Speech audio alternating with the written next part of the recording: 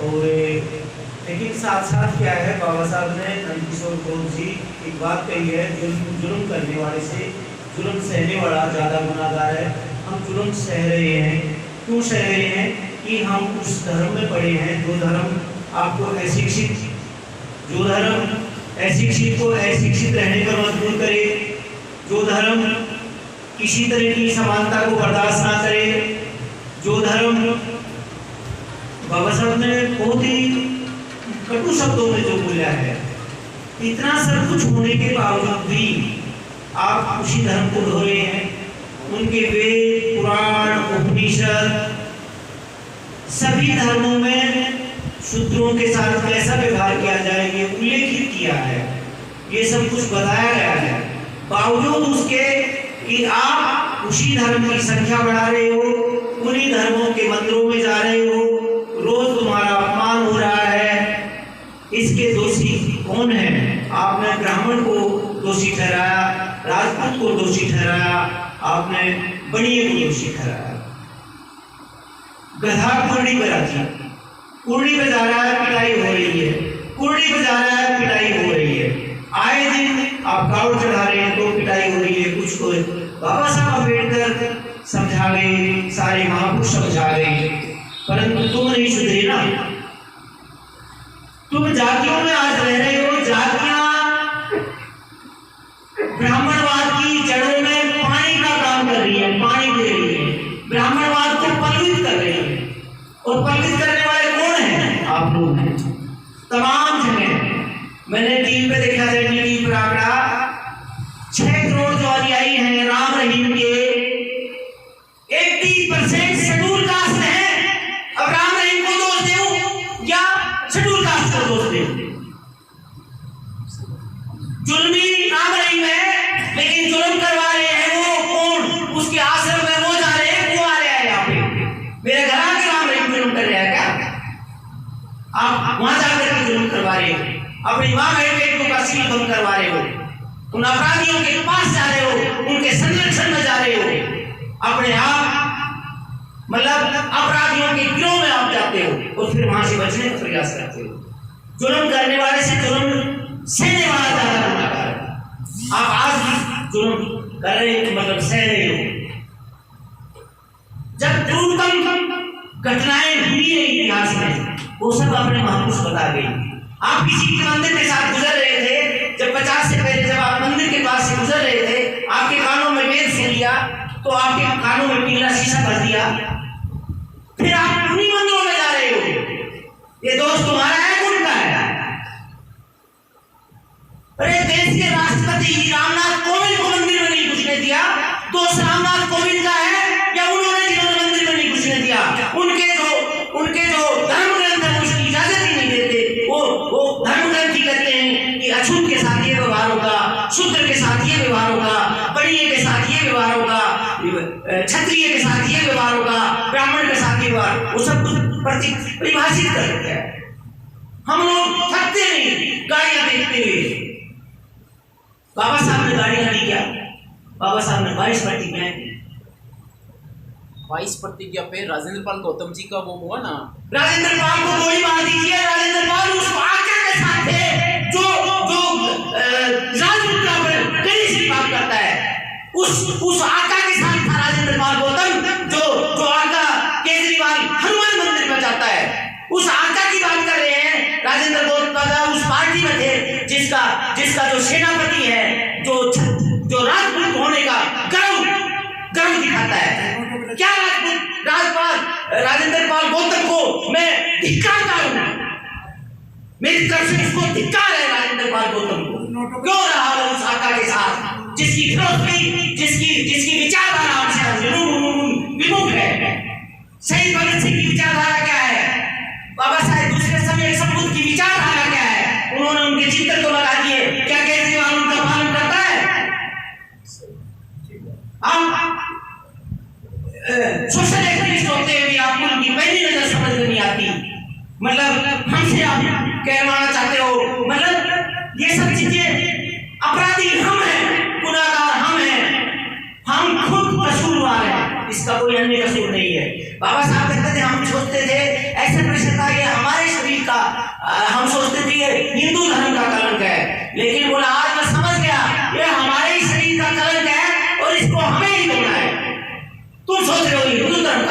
ये हमारे शरीर का कलंक है।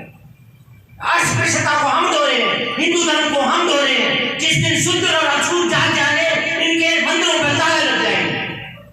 इसके गुनाहगार असली अपराधी हम ही हैं। आप अपराधियों की बात करते हो, मैं कहता हूं जो लोग बौद्ध ना हो उसको मैं चाहता हूं कि उसको किसी तरह का सहयोग नहीं देना चाहिए। तुम अपराधी हो, तुम अपराधी हो और अपराधियों की जमात को बढ़ा रहे हो। जो बौद्ध नहीं है वो अपराधी है, वो इन महापुरुषों का गुनाहगार है। जो जातियों को धो रहा है वो ब्राह्मणवाद को परिमित कर रहा है। अब आप कहोगे गुस्से की बात कर रहे हैं, बाबा साहब सदा गुस्से में, उसने कहा तुम अपनी माँ के पेट में क्यों नहीं मर गए? रोज अत्याचार करते हो, रोज बकवास सुनते हो, फिर भी उसी धर्म की पूछ पर कटे बैठे हो, उसी धर्म की पार्टी की उन्हीं पार्टियों की बात कर रहे हो, उसी लोगों को वोट दे रहे हो, उसी कसाई को वोट दे रहे हो। बकरा हत्यारे को कहे कि बख्श दे मेरे को, बख्शेगा क्या? हमने जालिमों को वोट दिया, हमने दुराचारियों को वोट दिया, हमने अपने महान किसी के पास है ये जो महापुरुष है किसी तरह है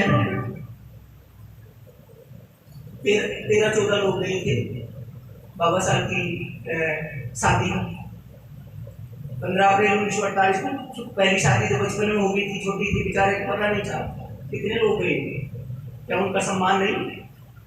तुम आतिशबाजी करते हो, तुम महापुरुषों की जयंतियों पर आतिशबाजी करते हो, तुम सिगरेट पीते हो, तुम डीजे का धुआं उड़ाते हो, तुम पटाखे छोड़ते हो। मैं क्या क्या बताऊं बात। जिन अपराधियों की आप बात करते हो, हमारे कोई साथी ऐसे किसी में एक जज थे, एडिशनल डिस्ट्रिक्ट सेशन जज।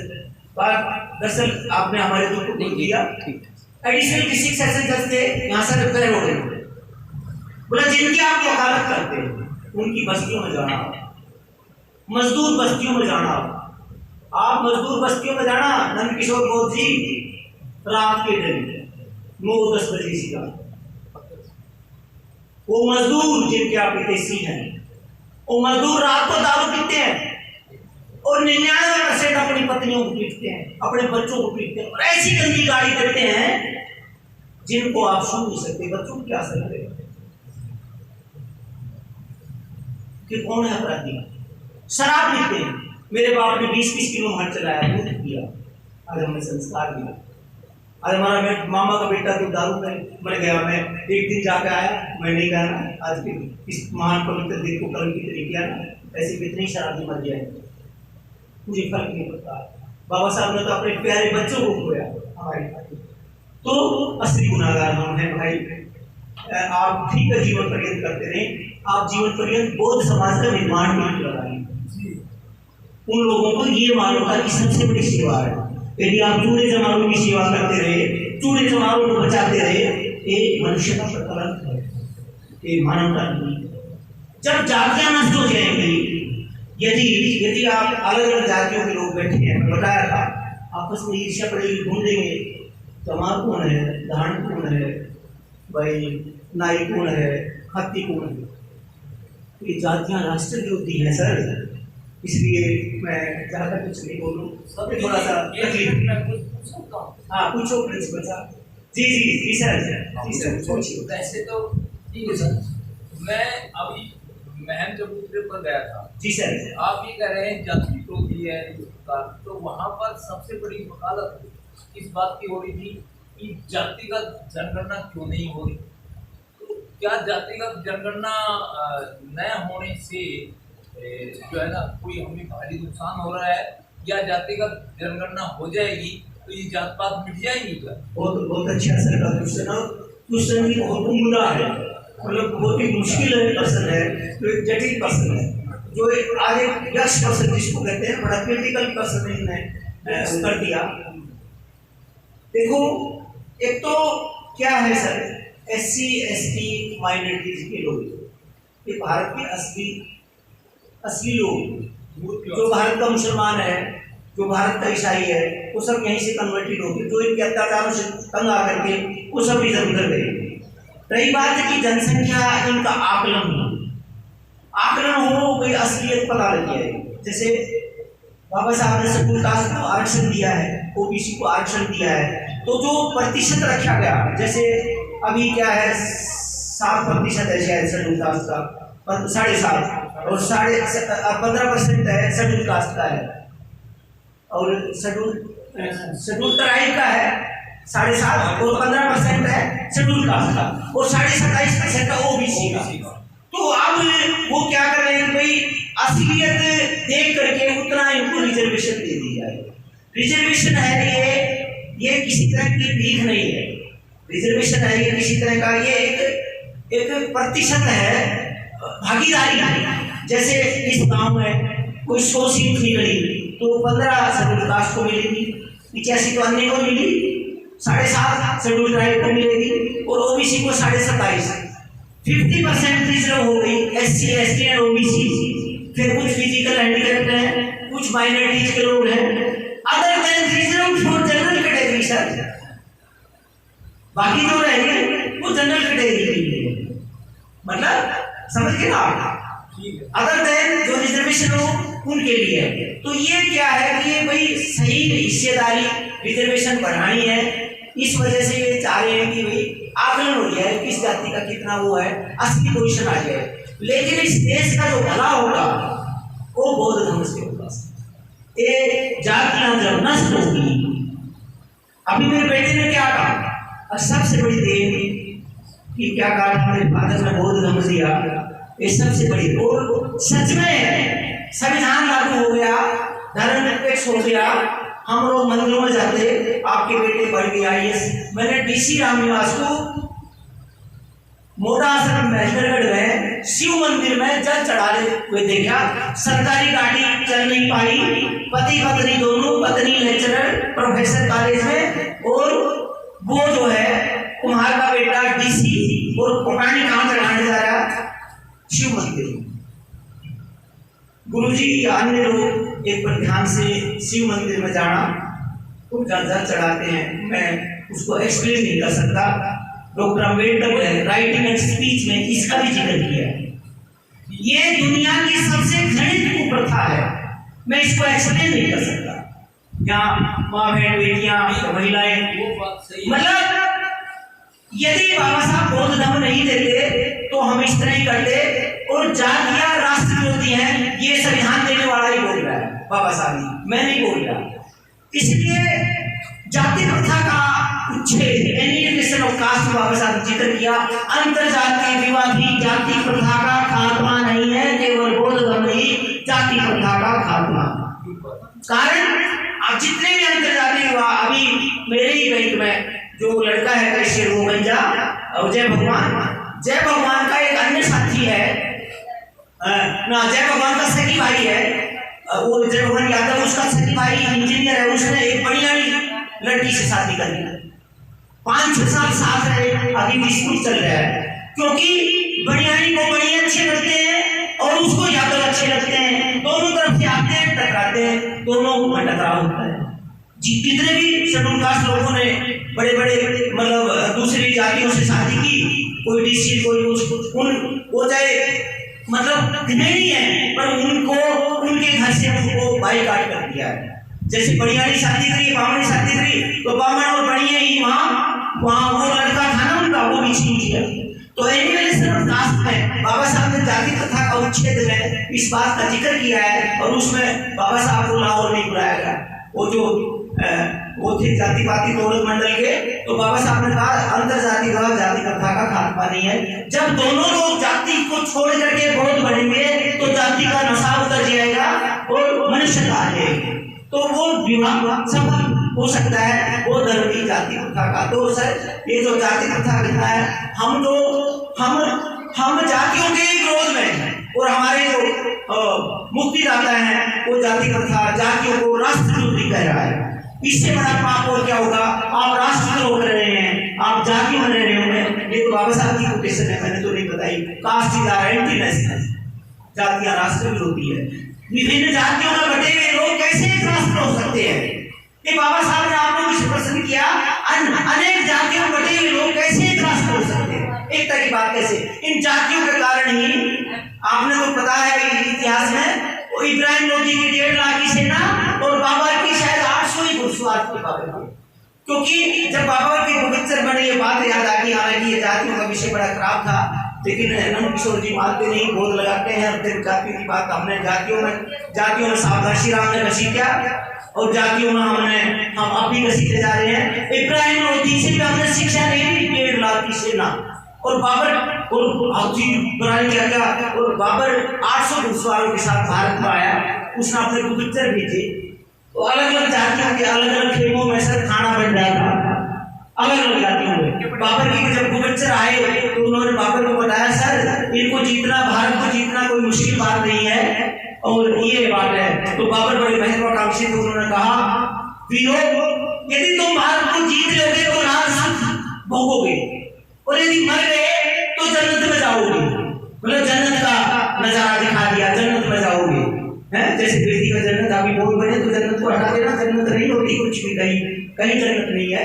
जन्नत हमारे पास ही है, यही जन्नत है जहाँ हम बैठे हैं आसमान। तो वो बड़े वीरता से लड़े सर, एक सेना लड़े, एक तिब्बती लड़े, गोरखा लड़े, अहीर लड़े, जाट लड़े, एक लड़ी, वो खात्मा होता गया और दिल्ली पर राज हो गया। बाबर मुगलों का राज हो गया सर, नहीं हो गया जातियों का क्या है तो सर ज्यादा नहीं। अब अन्य प्रबोधनकार आप आएंगे, ये सर कैटर का है, थोड़ा सा मैं तो बताना चाहता हूँ, लेकिन फिर मेरे को जब मैं समापन होता है अगले दिन या उसी अगले दिन फोन आते हैं कि आप लोग खींच देते हो, तो अगला प्रबोधनकार आए, नहीं तो मुझे नाम लेना पड़ेगा। जितनी जल्दी हो उसके आइए, बताइए, क्योंकि ऐसे नहीं होना चाहिए कि भाई आए राइट। हाँ जी, तिलकराज जी, मास्टर जी और अन्य सब लोग बोले, नहीं तो फिर हाँ जी जो भी कुछ करना चाहे बाबू जी। हाँ तो फिर बोले बताओ आप लोग कोई बोलना चाहता है कि समय का तो अभाव नहीं है, सब नहीं मैं 3 लोगों को बोले को फिर मैं बुलाना ही चाहूँगा। तो आइए sir, doctor Naresh Pal sir आइए, आप अपना प्रबोधन दें। अब ऐसे बुलाना पड़ेगा।